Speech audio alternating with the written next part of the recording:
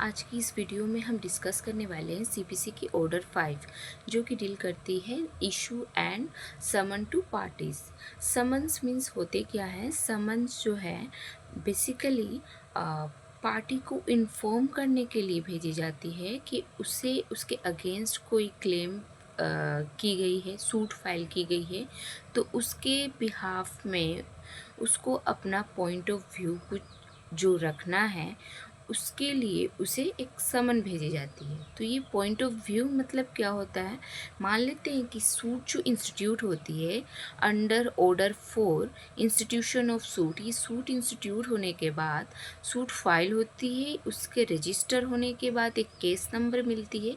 तो ये होने के बाद हम डिफेंडेंट को एक समन या नोटिस भेजते हैं, कोर्ट के द्वारा भेजी जाती है। वो प्लेंटिफ के खर्च पे ही वो समन या नोटिस भेजी जाती है।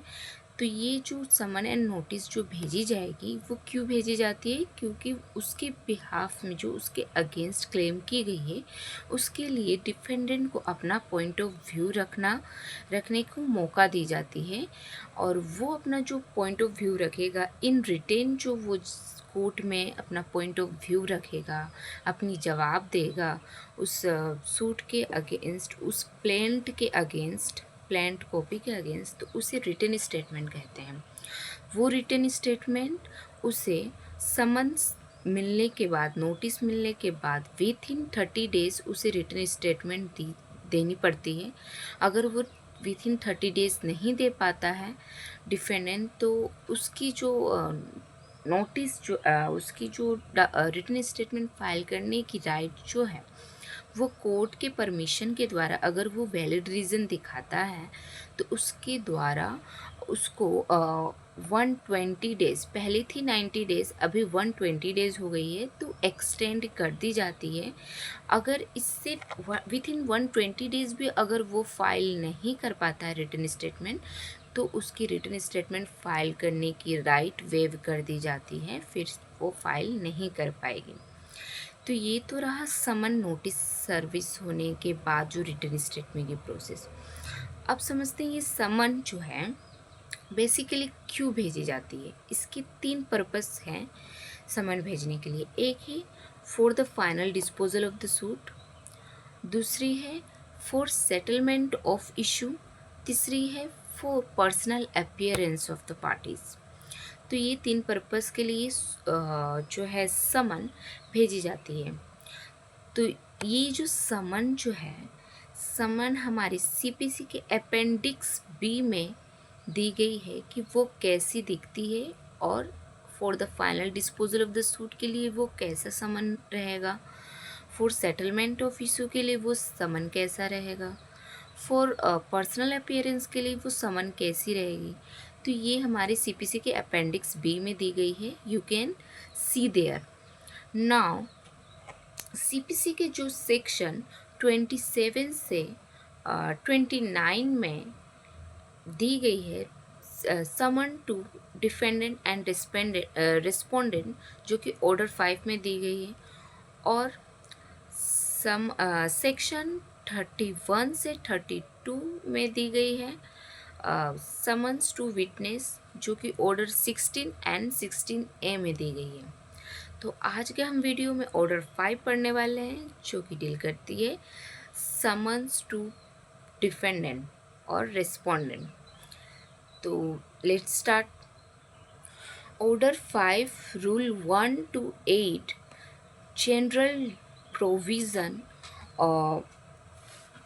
ऑफ इशू ऑफ समन से डील करती है। ये general provision of issue of summon है क्या?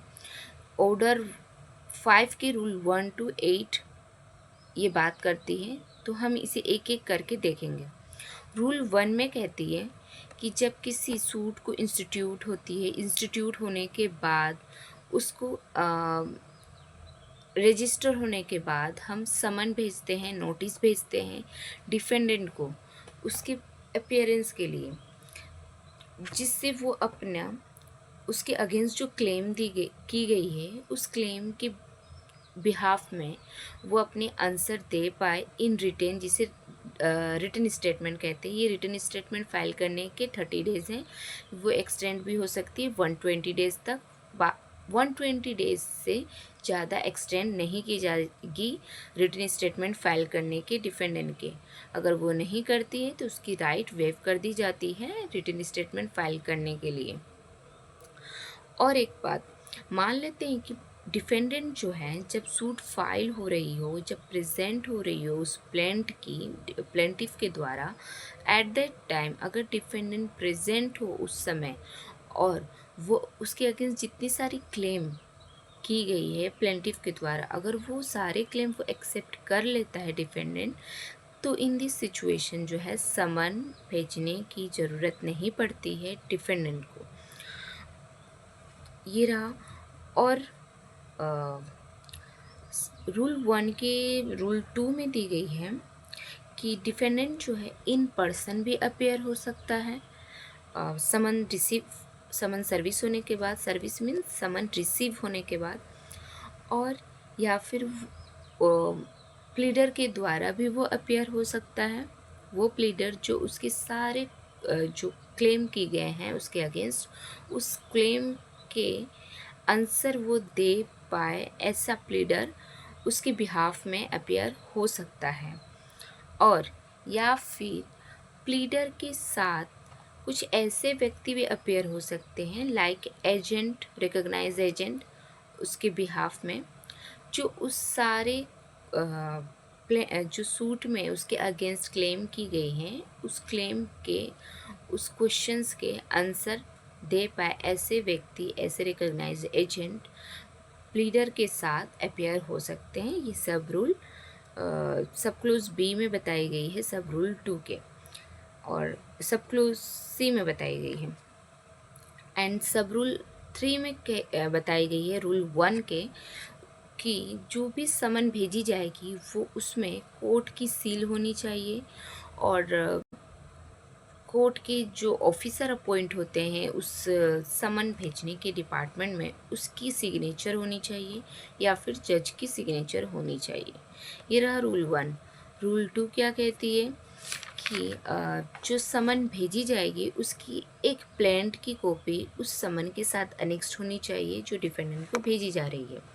रूल 3 क्या कहती है कि कोर्ट ऑर्डर कर सकती है प्लेंटिफ या डिफेंडेंट को पर्सनल अपीयरेंस के लिए समन जब भेजी जाएगी, अगर उसे कोई रीज़न रिक्वायर लगा कोर्ट को तो। और रूल 4 क्या कहती है कि जो मान लेते हैं कि पार्टी जिसे समन भेजी जा रही है वो लोकल जुरिस्डिक्शन के बाहर रहती है, कोर्ट की जो लोकल जुरिस्डिक्शन है, जो ऑर्डिनरी जुरिस्डिक्शन है, उससे वो बाहर रहती है, तो इन दिस केस उसे समन नहीं भेजी जाएगी, समन भेजी जाएगी लेकिन उसे इन पर्सन अपेयर होने के लिए नहीं कही जाएगी। तो रूल 4 जो बेसिकली बात करती है इन पर्सन अपियरेंस के बारे में, कि कोर्ट को जब रिक्वायर लगा तो वो इन पर्सन अपेयर होने के लिए कह सकती है, लेकिन कब वो नहीं कहेगी, जब वो ऑर्डिनरी जुरिस्डिक्शन, कोर्ट के लोकल जुरिस्डिक्शन के बाहर रहती हो। लेकिन वो अगर 50 मील जो कोर्ट की डिस्टेंस और उसके जो रेसिडेंस डिस्टेंस है उसके बीच की डिफरेंसेस 50 मील हो, तब कोर्ट क्या कह सकती है, उसे इन पर्सन अपीयरेंस होने के लिए कह सकती है, ऑर्डर दे सकती है। और मान लेते वो कोर्ट के जुरिस्डिक्शन और उसके रेसिडेंस की जुरिस्डिक्शन अगर 120 मील्स की डिस्टेंस हो, तो इन दिस केस, और वहाँ पे पब्लिक कन्वीनियंस हो, पब्लिक ट्रांसपोर्ट अवेलेबल हो, तो इन दिस केस कोर्ट उसे इन पर्सन अपीयरेंस होने के लिए कह सकती है। ये रूल 4 में बताई गई है। रूल 5 में दी गई है कि summons to be either to settle issue और फॉर फाइनल डिस्पोजल। समन जो है या तो इशू सेटलमेंट के लिए भेजी जा सकती है या फिर फाइनल डिस्पोजल के लिए भेजी जा सकती है। कोर्ट ये डिटरमाइन कोर्ट डिटरमाइन करेगी, उसके बाद उसे जो लगेगी कि ये फाइनल डिस्पोजल के लिए भेजनी चाहिए या फिर सेटलमेंट इशू के लिए भेजनी चाहिए। जब भी कोई सूट की हियरिंग होती है स्मॉल कॉजेस कोर्ट में, तो वहाँ पे क्या होगी, वहाँ पे for final disposal of the suit के लिए समन भेजी जाएगी। ये रूल 5 में बताई गई है। रूल 6 में बताई गई है कि समन जो भेजी जाएगी डिफेंडेंट को, वो एक सही टाइम सही डे देख कर भेजी जाएगी, जिससे कि डिफेंडेंट के लिए पॉसिबल हो कि वो कोर्ट में अपियर हो पाए। रूल 7 में बताई गई है कि जो डिफेंडेंट है उसको समन भेजी जाएगी, जिससे वो अपना जवाब दे उस सूट में, उस सूट जो उसके अगेंस्ट क्लेम की गई है, और अ, उसके फेवर में, उस सूट के फेवर में जो उसके रिक्वायर्ड डॉक्यूमेंट्स हैं, सपोर्टिंग डॉक्यूमेंट्स है, वो भी वो प्रोड्यूस कर पाए, जो ऑर्डर जो कि ऑर्डर 8 रूल 1A में दी गई है सीपीसी के डॉक्यूमेंट्स प्रोड्यूस करने के डिफेंडेंट के। और रूल 8 बात करती है कि on issue of the summon for final disposal defendant to be directed to produce his witness. वो अपनी विटनेस भी प्रोड्यूस कर सकती है उसके केस की सपोर्टिंग के लिए, जो विटनेस रिक्वायर है फॉर फाइनल डिस्पोजल हो या फिर किसी भी स्टेज में जब उसे रिक्वायर हो विटनेस के लिए। एट दिस सिचुएशन क्या कर सकती है कि वो अपने विटनेस को प्रोड्यूस कर सकती है by sending order 5 rule 1 summons. Rule 1 के सब क्लोज 1 क्या कहती है, when a suit has been duly instituted a summons may be instituted a summon may be issued to the defendant to appear and answer the claim and to file the written statement of his defense if any within 30 days from the date of service of summon on the defendant। जो defendant है उसकी समन service होने के बाद उसकी with in 30 days उसे in writing अपनी जवाब देनी होती है जो उसके अगेंस्ट क्लेम डिमांड की जाती है। तो उसे कहते हैं written statement. Means written statement file करने के 30 डेज लिमिट्स होते हैं बाय द डिफेंडेंट। प्रोवाइडेड दिया हुआ है, provided that no such summons shall be issued when a defendant has appeared at the presentation of plaint and admitted the plaintiff's claim। अगर defendant जो है प्लेंट प्रेजेंटेशन के समय, जब प्लेंट फाइल हो रही हो, एट दैट टाइम अगर डिफेंडेंट अपियर हो और उस सारे क्लेम जो प्लेंटिफ के द्वारा दी गई है वो सारे क्लेम वो अगर एक्सेप्ट कर लेता है तो in this situation summon issue करने की ज़रूरत नहीं होती है डिफेंडेंट को। दूसरी प्रोवाइजो है, provided further that where the defendant fails to file the written statement within the said period of 30 days, he shall be allowed to file same on such other days as may be specified by the court for reason to be recorded in writing, but which shall not be later than 90 days from the date of the service of summon। समन जो है अगर defendant with in 30 days में written समन service होने के बाद written statement को with in 30 days में अगर कोर्ट में नहीं सबमिट करता है तो उसकी जो डेट है 90 डेज तक की जा सकती है बाय द कोर्ट परमिशन। और रूल 2 क्या कहती है, A defendant to whom a summon has been issued under sub rule 1 में appear। सब रूल 1 में जो दी गई है उसके अंतर्गत डिफेंडेंट क्या कर सकती है, अपेयर हो सकती है आइदर इन पर्सन और बाय अ प्लीडर के द्वारा भी वो अपेयर हो सकती है जो उसके सूट के सारे क्वेश्चन के आंसर देने में एबल हो, और वो प्लीडर के द्वारा अपेयर हो ही सकती है, साथ में कुछ ऐसे व्यक्ति को भी उस प्लीडर के साथ अपेयर कर सकती है जो उसके सारे क्वेश्चन का आंसर सूट में देने के लिए एबल हो, लाइक एजेंट जो ऑथराइज किया गया पर्सन हो वो। ये एग्जाम्पल रहा। रूल 3 क्या कहती है, every such summon shall be signed by the जज और such officer as he appoints and shall be sealed with the seal of the court. Summon जो है, समन जो डिफेंडेंट को भेजी जाएगी, वो सारे समन में जज की सिग्नेचर या फिर उस ऑफिसर की सिग्नेचर होनी चाहिए जिसे अपॉइंट किया जाता है इस समन के लिए, और कोर्ट की सील भी होनी चाहिए उस समन में। इसमें कुछ अमेंडमेंट हुई थी।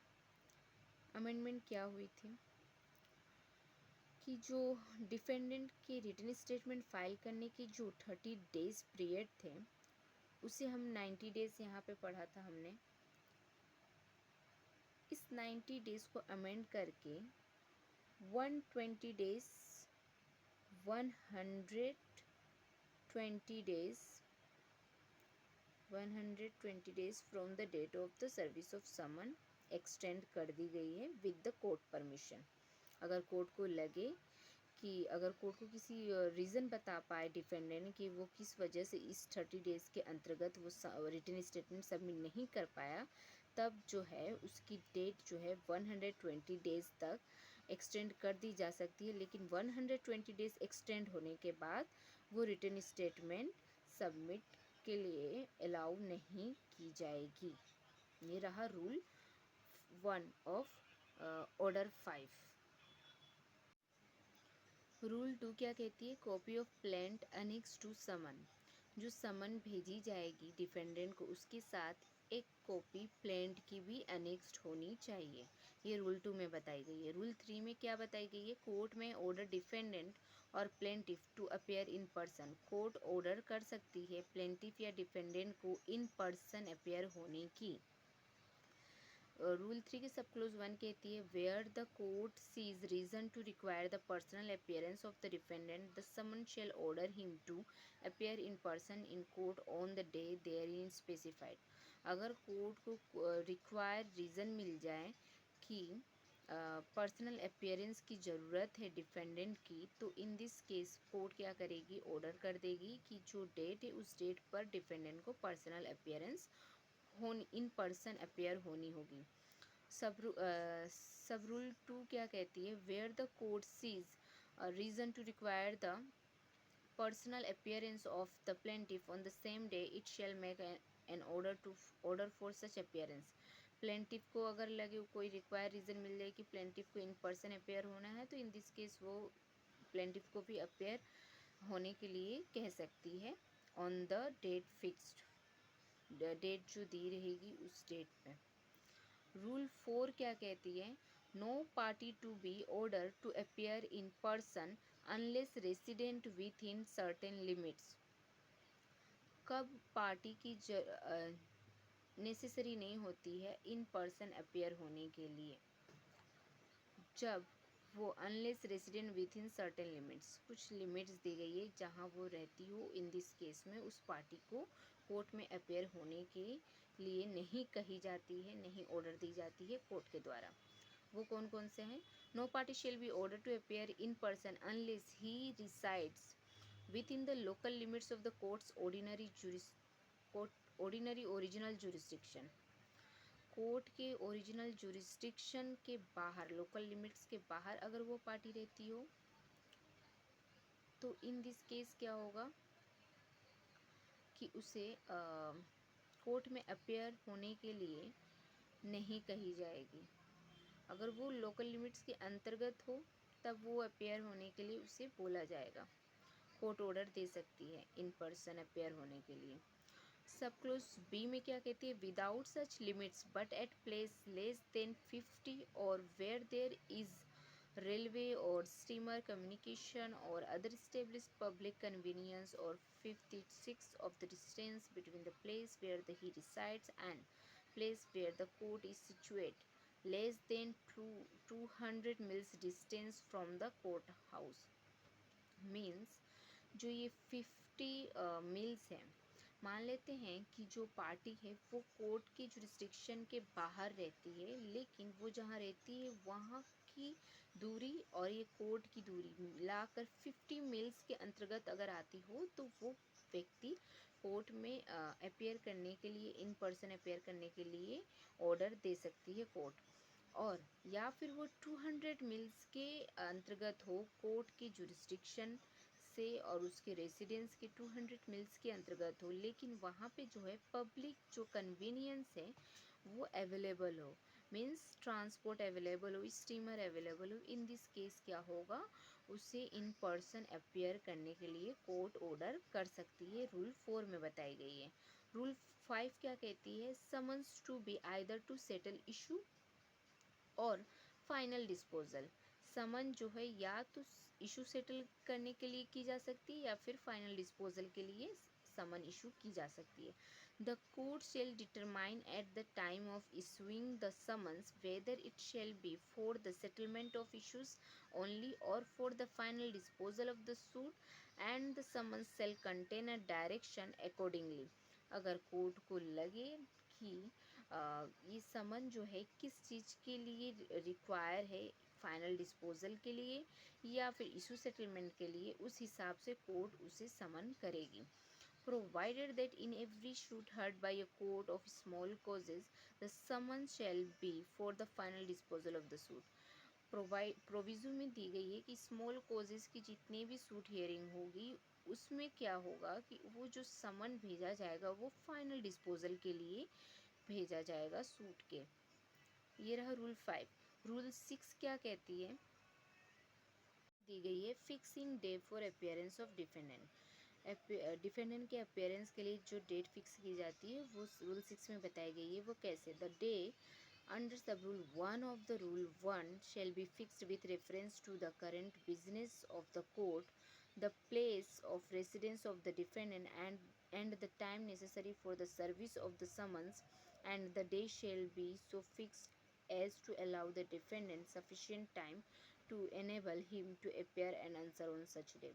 डिफेंडेंट के लिए जो सफिशिएंट टाइम हो, जिस टाइम पे वो आ पाएगा वैसा टाइम, उस वैसा दिन फिक्स की जाएगी अपियरेंस के लिए और उसके आंसर के लिए WS रिटन स्टेटमेंट फाइल करने के लिए, या फिर जैसा नेसेसरी लगे कोर्ट को वैसी ऑर्डर दे सकती है कि जिसके वजह से डिफेंडेंट अपियर हो पाए। ऐसी स्थिति, ऐसी दिन, ऐसी टाइम फिक्स करेगी court for the appearance of defendant.